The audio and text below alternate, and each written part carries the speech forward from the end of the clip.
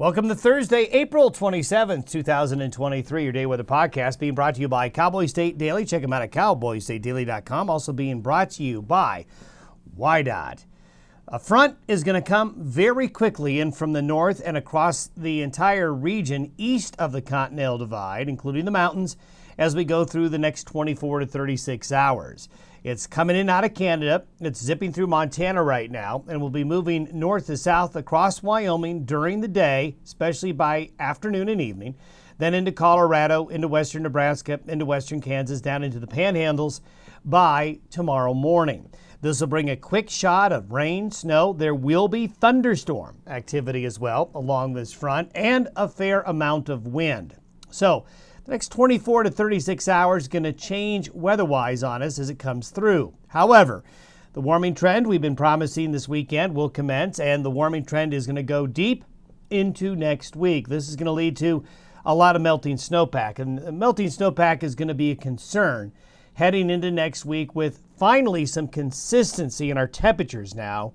After this cold front goes through, it'll be consistently more mild, with temperatures getting to average and at times above average across the Intermountain West and the Western High Plains.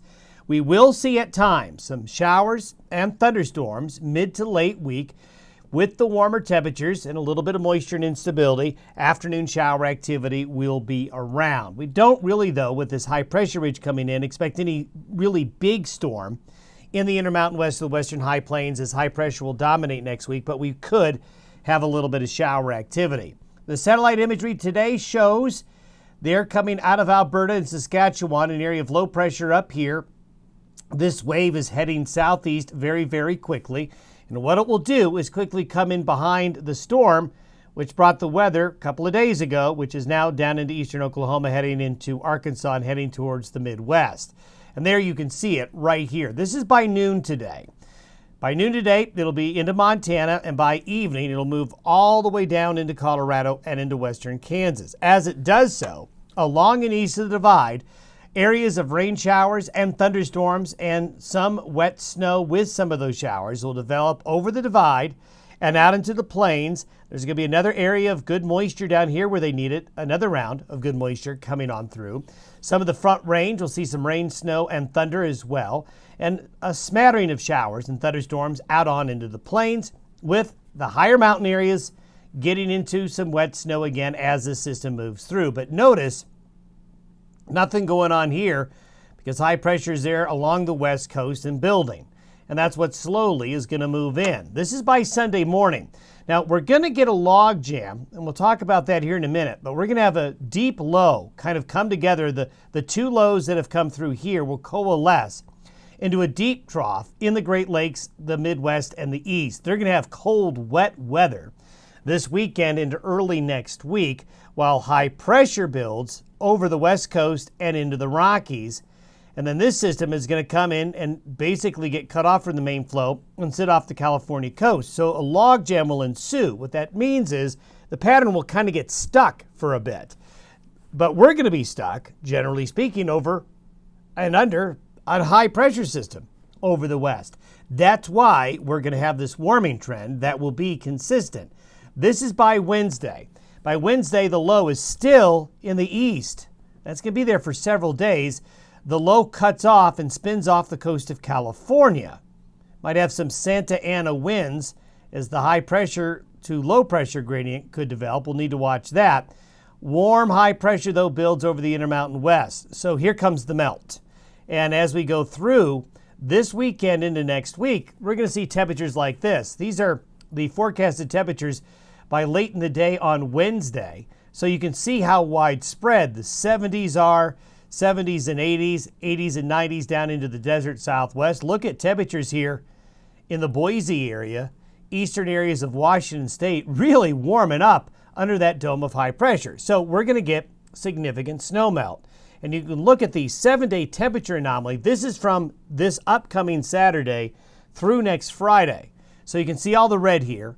Temperatures warming up across the Rockies and the Intermountain West, while really cool weather continues across the Great Lakes and the eastern side of the country. So this is a 180 from where we have been all spring.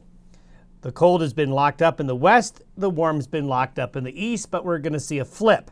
So do be ready for that. I think everyone's ready for those warmer temperatures for sure.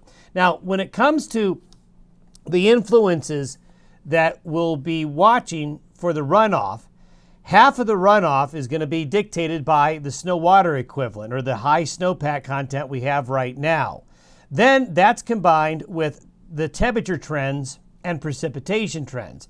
So you put those two things together, the warmer temperatures and the high snowpack, and we're going to see a lot of water coming down. Now, the wild card here in this 20% is how much rain's going to fall. If we don't get much rain on that melting snowpack, that'll be a good thing. That'll mitigate the flooding concerns. But if we do get heavier showers or thunderstorms over some of those drainages, we'll need to watch that. But also important is what the soil moisture is. Is the soil already wet or is it dry? Is the soil going to be able to pick up a lot of the melting snowpack and kind of mitigate the flooding risk there as well? So if you look at soil moisture profiles across the west, we can still see the drought areas here out on into the plains. But if you look at the soil moisture profile on Colorado's western slope, far western Wyoming and into Utah, then obviously into California here, well, the soil moisture profile, the anomaly, is already pretty wet. So these green areas here are where we're going to have our biggest concerns here over the next week or two with this warming trend. As we go out further, this is by Thursday.